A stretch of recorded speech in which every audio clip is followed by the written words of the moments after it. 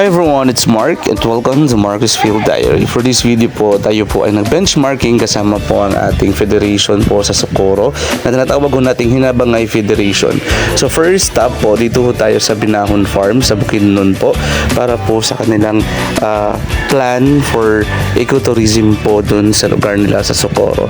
So binisita ho natin yung mga plantations, yung mga paggawaan po ng mga organic fertilizer kasama po yung kanilang farm assistant manager. Tapos pagkatapos ho dyan, ito po yung mga participants po natin sa Binahon. Then pumisita din po sila sa processing po ng kanila food processing po ng Binahon, the Buff or Binahon Agroforestry farm dito po sa may Bukidnon. Then nakita ho natin yung napakagandang view po dito na ina-offer po nila. Pagkatapos po natin doon dito po sa Nolo Fortich, tayo po ay nag-agahan kasama yung participante ho natin. Makikita natin dito yung overlooking po na minsan ay nakikita ho natin dito yung sea clouds na napakaganda po. Pagkatapos ho natin doon, nag-drop by po tayo dito po sa Initaw, sa Protected Landscape and Seascape po sa Initaw. Pagkatapos natin dito, bumisita din po tayo sa munisipyo po ng Initaw na napakaganda na parang Greek style po yung tema.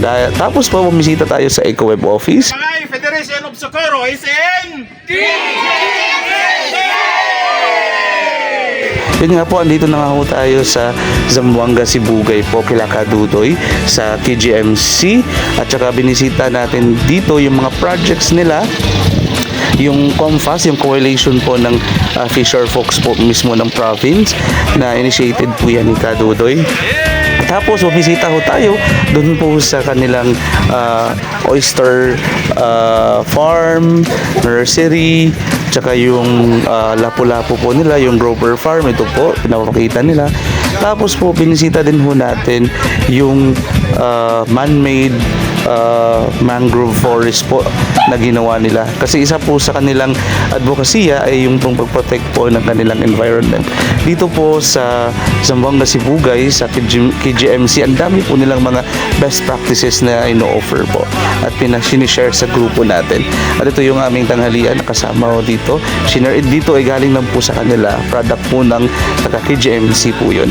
Dahil dito nga po may orientation na gaganap kasama yung mga members nila. Tapos bumisita ho tayo sa Luela, doon din po sa Sibugay para doon sa kanilang seaweeds farming po. Pagkatapos yun, tinesting po ng mga participants natin paano magtanim ng mga seaweeds. Then bumisita ho tayo sa nursery nila na makikita lang din po doon sa area nila na napakaganda po ng kanilang nursery at saka yung farm po nila. Dahil nag-ikot-ikot ho tayo dito sa kanilang resort. Dito na ho kami nag-open forum kasama yung mga participante natin. Pagkagabi po, tayo po ay solidarity night kasama ang mga groups natin.